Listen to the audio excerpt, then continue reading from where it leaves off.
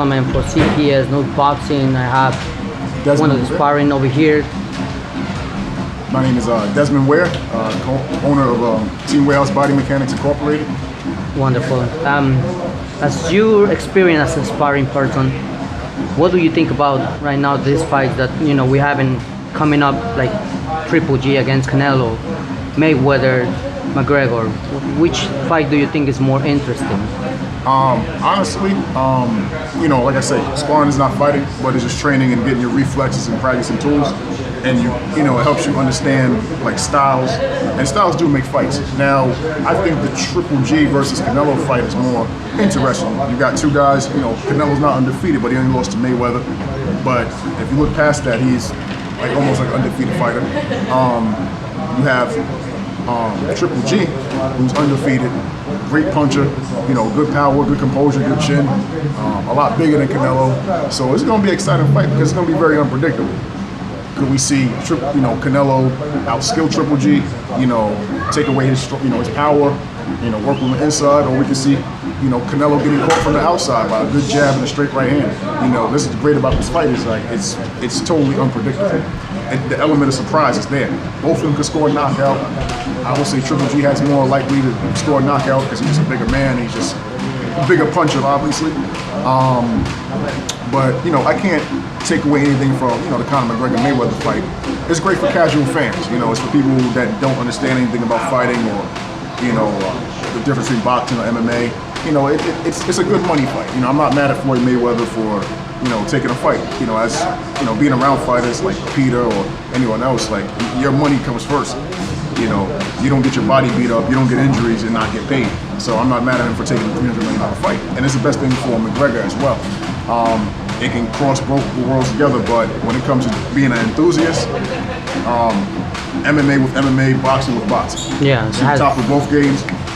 Top of both games. It's like we would say soccer with basketball, so two things different exactly, and exactly. It's the same thing as the boxing and MMA, so definitely.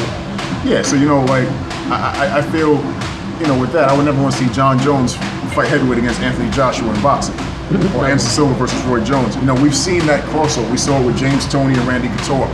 That was a total, waste of time. We knew the result of that. So, like I said, Triple G versus Canelo. This fight is actually going to make that fight more. Mayweather McGregor is actually going to make Triple G versus Canelo more popular, because to the enthusiasts and people that will see how much of a law this McGregor Mayweather fight will be, they're going to really want to see a competitive fight. So, my choice, I might be North American biased, but I'm going with Canelo. I'm not saying that he's going to knock him out, but I do feel that he has a small edge in skill, better defense, better reflexes. Footwork between him and Triple G is nothing too different. He's not the best mover. Triple G is not the best mover, so he just can't stand in front of Triple G. He stands in front of Triple G and tries to trade off, he's going to get hurt. That will be a danger, yeah. Yeah. What do you think? Do you think that this fight it will bring back boxing? Because lately, in the past years, we've seen some of the types of fights that sometimes you get, like robbery, or sometimes we see some decisions that, as the people as the fans of boxing, they see it and sometimes they're not satisfied with what they see.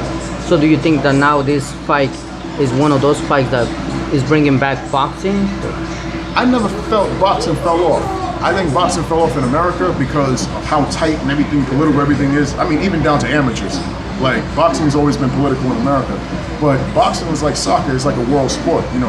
I think this fight will bring more attention to Eastern Europe, bring more attention to South America, and and all the way up to Mexico, in Central America. I think it will expose, the limited fights that we have here, compared to around the world where guys have Super 6 tournaments. They have Super 6 as cruiserweight now, and now they have Super 6 with super middleweight. So we will start seeing more of the clash. Anthony Joshua, Deontay Wilder. Now we're bringing more attention back to the upper weight classes. There should be no reason why 147 and under should be headlining. There should be no reason why welterweights are headlining. Heavyweights, middleweight to heavyweight was always a headline. Yeah. So now we're seeing that come back. So yeah, boxing will come back when it comes to terms of I want to see heavyweights. I don't want to see guys 115 pounds, fighting for 12 rounds, punching each other, no one getting hurt, and I want to see, I want to see, like I want to see a Triple G, a Canelo fight where the variables can change by one punch. Not, okay, this guy's throwing 15 punches and the guy just get worn down and get a stoppage. Boxing. Got you next time. I guess you could say boxing coming back, but I also see MMA and also growing with boxing. So you're gonna see a lot of transitions over. Yeah. You saw with Holly Holm, Heather Heath, all these, different people crossing over. You're starting to see videos of Chris Cyborg and Clarissa Shields, best boxer, female boxer in the world probably, and they're cross training. Like I said, I think it's bringing all sports back. What do you think about boxing and MMA? Like we're seeing now, MMA fighters and not really like MMA fighters to come into boxing, but we see more boxing people to cross over and go to MMA fighters. How do you think it is, or is this thing happening? Do you think they get paid more, or is something else that they want to try new? I think there's more opportunity in kickboxing and MMA. I think there's more money around the world, even with kickboxing or MMA, more opportunity. Like I said, you have M1 Global in Europe. You have, I don't know about K1. I'm not too familiar with that. But the hardest thing for a boxer coming to MMA or kickboxing is taking leg kicks and grabs. They're not used to, when they get clinched, it's an automatic break. Or they're not used to getting hit in the leg or something like that. So I think they're taking a risk because they want more exposure, especially female boxing. Women's boxing is still on a up and coming. So I think with Ronda Rousey, with Holly Holm, with other people coming into boxing, coming to MMA, I think it's just more opportunity, more exposure, more ways to advertise yourself. There's so many other layers, coaching, compared to just boxing, which is just one specific, style. So, How long you been doing sparring? Honestly, probably like 10 years. I've been sparring different people for like 10 years. Starting with traditional martial arts. Actually, Peter, you just talked to, he was actually when I kind of got me into like real fighting. I was taking like karate, like self-defense and stuff like that. So, but that's not, self-defense can't translate into the ring. You're not going to grab someone in the middle of a fight and do a wrist lock or, a standing ankle lock or something like that. So probably around like 2008, 2009, and kind of start. It's like I always had a competitive spirit. I never really had an intention of being a fighter. I always was a personal trainer, but I always loved the element of like competition and hard training and sparring. And myself, I felt like I'm coming from the fitness industry, representing this side that. All these people teach boxing and kickboxing, but never been hit before. Never had injuries. They don't know what it's like to, be pushed hard. They just teach choreography or, whatever looks good for Instagram. Yeah. They can't explain what they're doing, and that's why I learned so much from being around different fighters and, even competing myself. I had one amateur bout, one amateur boxing, which was, it was a learning experience. The do's and don'ts and. You learn the business side, everything. So it's a great experience. In your time when you were sparring somebody, have you ever get hurt? But like by doing, sparring, like training somebody. I mean, me sparring with? Oh, absolutely. Nose busted, 2 broken ribs. I got a few herniated discs. Even learning grappling, like dislocated shoulder. Torn posterior lateral meniscus. It comes with the territory with hard training because it's real. This is real training.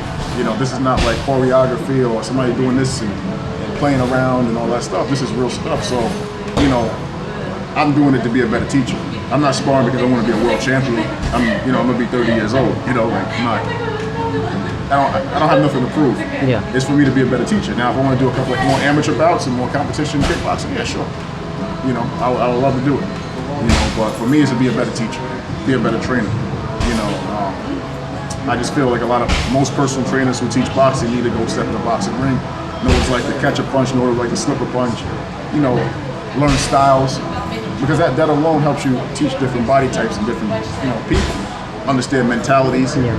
There's a psychology behind it. There's a psychology behind coaching, a psychology behind fighting, and you show respect. There are people that put their life on the line to train with you and to fight. People put their health on the line. it shouldn't be taken as a joke. It shouldn't be, I'm not naming any celebrities, but we see celebrities and people learning boxing and kickboxing from guys that have never even threw a proper punch a day in their life. Yeah. I feel like sometimes we don't mention these names, like those guys that they're sparring people. But for me, I feel like it is important, because if there would be people that aspiring, the boxing guys that we see it, I guess they wouldn't become who they are right now. So not too many people, they give it the credit for the sparring guys. And I really thank you for the interview that you give it to me, for being here and spending time, and your final thoughts. Why do you think that people has to see that fight of Triple G? People need to see the fight with Triple G and Canelo's, because it shows diversity of the sport of boxing. Everyone just thinks, just throwing punches, anything. You got a pure puncher versus a boxer puncher that's a little bit more diverse. So now we're going to see that a fight can go either way by whoever controls the most variables, whoever controls the pace, whoever hits hard. When he fought Danny Jacobs, I thought Danny Jacobs won by a round. I could have been wrong, but I can't take it away from Triple G. He used his jab better. He hurt him. Every time he countered him, he hurt him. So it's just showing different. It's bringing the science back. It's showing the scientific aspect of boxing back. Look, we can all talk about the McGregor-Mayweather thing. We know what it's about, and I don't know why fans are even upset about it. We've seen this happen with Ali fighting a pro wrestler, and the pro wrestler laying on the floor and kicking his legs, and him holding on the rope and jumping up and down. People understand this is a business, and it's a business of making money. And half of these promoters have never stepped in a ring or anything, so they don't care. Yeah. So this fight is just going to make everyone forget about that Mayweather-McGregor fight. And now we can see more of the future. Now we can see more names coming in. Now we might see Danny Jacobs get a rematch with Triple G, or fight Canelo if Canelo loses to Triple G. So it's going to bring back boxing back on a world scale. Oh, wonderful. Well, thanks for your time, champ. Thank you. Really appreciate it. All right.